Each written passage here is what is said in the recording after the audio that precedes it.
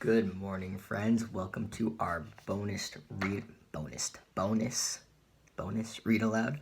Turns out I forgot how to talk for a second. And we are going to pick up with our Harry Potter and the Sorcerer's Stone read aloud with chapter 13. Professor Dumbledore had just seen Harry looking at the Mirror of Erised, and let him know that it would be relocated, and that it probably wasn't the best to be looking at this mirror. But this next chapter is called Nicholas Flamel, so we're probably going to figure out who this Nicholas Flamel character is. So, let's get started. Chapter 13, Nicholas Flamel. Dumbledore had convinced Harry not to go looking for the Mirror of Erised again, and for the rest of the Christmas holidays, the invisibility cloak stayed folded at the bottom of his trunk.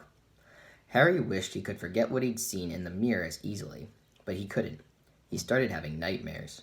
Over and over again, he dreamed about his parents disappearing in a flash of green light, while a high voice cackled with laughter.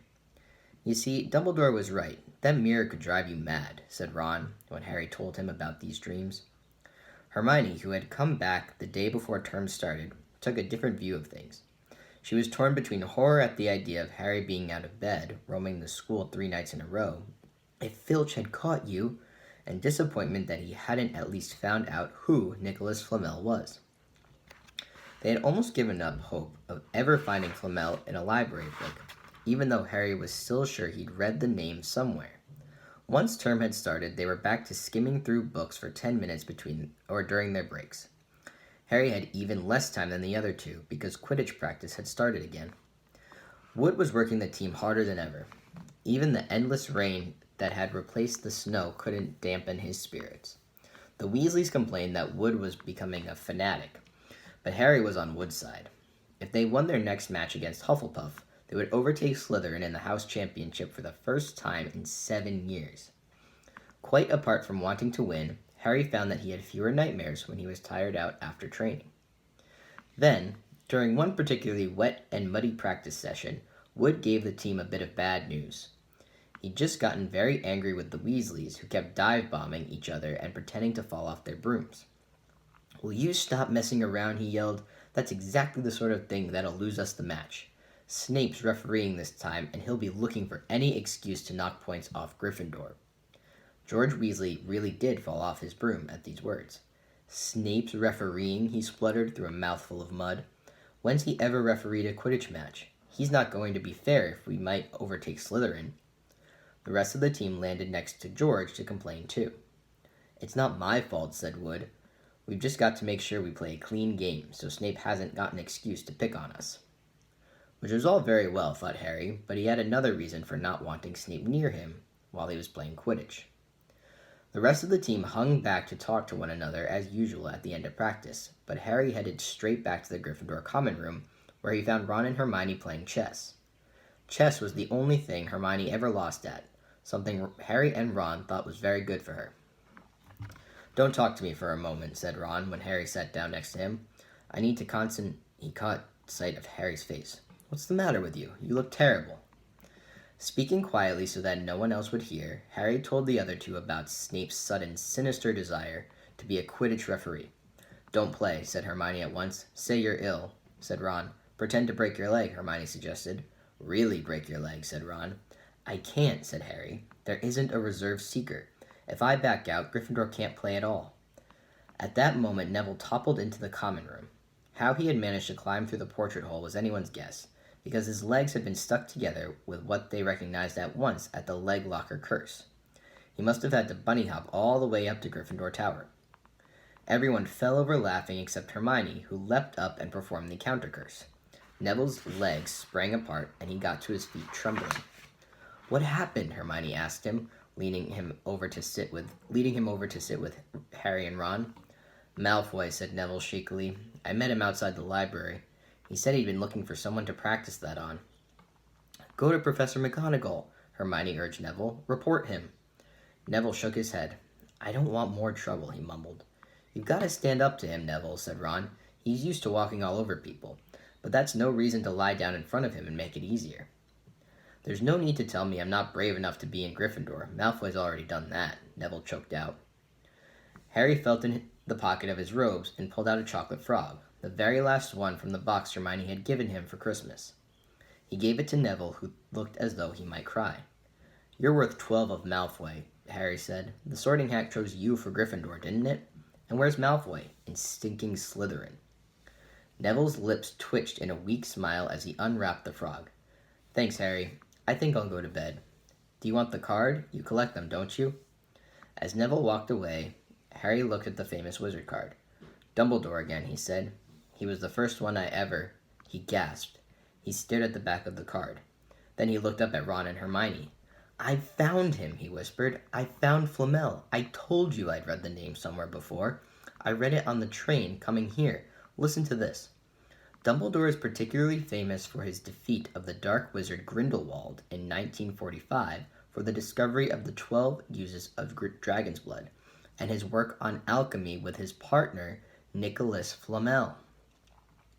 Hermione jumped to her feet. She hadn't looked so excited since they'd gotten back the marks for their very first piece of homework.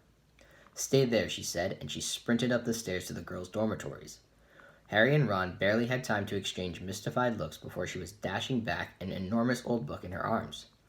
I never thought to look in here, she whispered excitedly. I got this out of the library weeks ago for a bit of light reading. Light? Said Ron, but Hermione told him to be quiet until she'd looked something up, and started flicking frantically through the pages, muttering to herself. At last, she found what she was looking for. I knew it! I knew it! Are we allowed to speak yet? Said Ron grumpily. Hermione ignored him. Nicholas Flamel, she whispered dramatically, is the only known maker of the Sorcerer's Stone. This didn't have quite the effect she'd expected. The what? Said Harry and Ron. Oh, honestly, don't you two read? Look, read that there. She pushed the book toward them, and Harry and Ron read. The ancient study of alchemy is considered with making the Sorcerer's Stone, a legendary substance with astonishing powers. The stone will transform any metal into pure gold. It also produces the elixir of life, which will make the drinker immortal. There have been many reports of the Sorcerer's Stone over the centuries, but the only stone currently in existence belongs to Mr. Nicholas Flamel, the noted alchemist and opera lover. Mr. Flamel, who celebrated his 665th birthday last year, enjoys a quiet life in Devon with his wife, Perenelle, 658. See, said Hermione, when Harry and Ron had finished, the dog must be guarding Flamel's Sorcerer's Stone. I bet he asked Dumbledore to keep it safe for him because they're friends and he knew someone was after it. That's why he wanted the stone removed out of Gringotts. A stone that makes gold and stops you from ever dying, said Harry. No wonder Snape's after it. Anyone would want it. And no wonder we couldn't find Flamel in that study of recent developments in wizardry, said Ron. He's not exactly recent if he's 665, is he?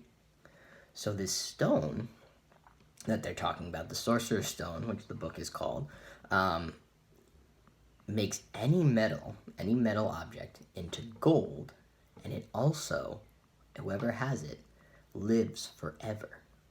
So lots of people are probably after this stone, but this Nicholas Flamel character is the only one who's been able to make it. So it's pretty special. The next morning, in defense against the dark arts, while copying down different ways of treating werewolf bites, Harry and Ron were still discussing what they'd do with a Sorcerer's Stone if they had one. It wasn't until Ron said he'd buy his own Quidditch team that Harry remembered about Snape and the coming match. I'm going to play, he told Ron and Hermione. If I don't, all the Slytherins will think I'm just too scared to face Snape. I'll show them. It'll really wipe the smiles off their faces if we win. Just as long as we're not wiping you off the field, said Hermione. As the match drew near, however, Harry became more and more nervous, whatever he told Ron and Hermione. The rest of the team wasn't too calm either. The idea of overtaking Slytherin in the House Championship was wonderful. No one had done it for 7 years, but would they be allowed to with such a biased referee? Harry didn't know whether he was imagining it or not, but he seemed to keep running into Snape wherever he went. At times, he even wondered whether Snape was following him, trying to catch him on his own. Potions lessons were turning into a sort of weekly torture. Snape was so horrible to Harry. Could Snape possibly know they'd found out about the Sorcerer's Stone? Harry didn't see how he could, yet he sometimes had the horrible feeling that Snape could read minds. All right, friends, we will continue with chapter 13 tomorrow. Bye, friends.